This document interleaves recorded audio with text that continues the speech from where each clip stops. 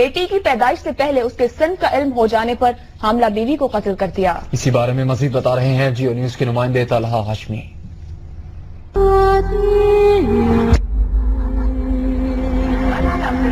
کہتی تھی امی بس یہ دعا کیجیے گا کہ میری بیٹی نہ ہو، مجھے انصاف دلائیں۔ دیکھیں میری بیٹی واپس نہیں آئے گی لیکن کم سے کم ایک ماں کو سکون ہو جائے گا۔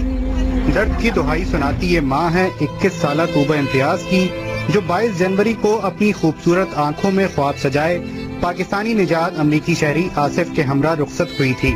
جنہ یونیورسٹی فار ویمن کی گریجویٹ طوبہ تعلیمی میدان میں جتنی اچھی تھی، اس دواجی زندگی کو بھی اپنے خیالات سے بے مثال بنانا چاہتی تھی۔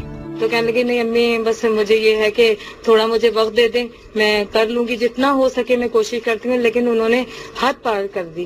کہا اس کے سسرال والے شاید اس اچھی لڑکی کے قابل نہیں تھے، آئے دن ذہنی اور جسمانی تشدد کے باعث وہ پریشان رہنے لگی تھی، اور اسی دوران اسے پتہ چلا کہ وہ امید سے ہے۔ ڈاکٹرز کے پاس طوبہ کے طبی معائنے شروع ہوئے اور 28 اگست کو الٹرا ساؤنڈ کے ذریعے معلوم ہوا کہ وہ ایک بیٹی کی ماں بننے والی ہے، لیکن شاید اس کے سسرال والے زمانہ جاہلیت سے باہر ہی نہ نکل سکے۔ جب چکر کبھی لگاتی تھی تو کہتی تھی امی بس یہ دعا کیجیے گا کہ میری بیٹی نہ ہو، کیونکہ ان لوگوں کو بیٹا کا بہت ہے۔ اب جب 28 کو آئی تو اس نے بتایا کہ امی میں نے الٹرا ساؤنڈ کرایا تھا تو اس میں بیٹی آ گئی، تو ان لوگوں کا رویہ اور زیادہ میرے ساتھ خراب ہو گیا۔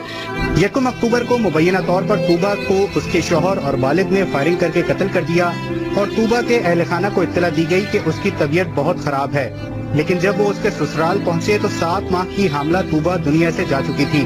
دونوں ملزمان پولیس کی حراست میں ہیں اور اس کیس کو خودکشی میں بدلنے کے لیے دباؤ ڈال رہے ہیں۔ تفتیش جو ابھی چل رہی ہے، تفتیش کے اندر ابھی ملزمان جیل کسٹڈی کے اندر ہیں، تو انشاءاللہ ایک آدھ دن میں چلان بھی ہو جائیں گے۔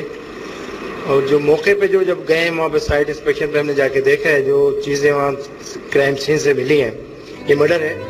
طوبہ اور اس کی نامولود بیٹی کے دوہرے قتل پر معاشرے کے افراد مطالبہ کرتے ہیں کہ 21ویں صدی میں موجود جاہلانہ ذہنیت کے ان لوگوں کو سخت ترین سزا دی جائے، تاکہ کوئی بھی شخص ایسا جرم کرنے سے پہلے اپنے انجام کو کئی بار سوچنے پر مجبور ہو جائے۔ کیمرامین فرحان الیاس کے ساتھ طلحہ ہاشمی، جیو نیوز، کراچی۔